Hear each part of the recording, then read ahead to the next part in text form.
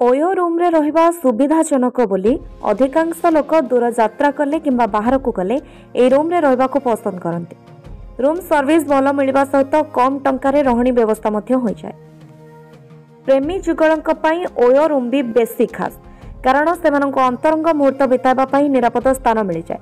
हैदराबाद रे एमिति एक प्रेमी जुगल धरा पड़िछंती जे माने प्रतिदिन ओयो रूम जिबा सेमानक निशा पलटि जाइतिला, किंतु सेमाने ओयो को क्वालिटी टाइम बिताइबा को नुहे बरं बेपार करबा को जाउथिले, ता पुणी अबकारी बेपार।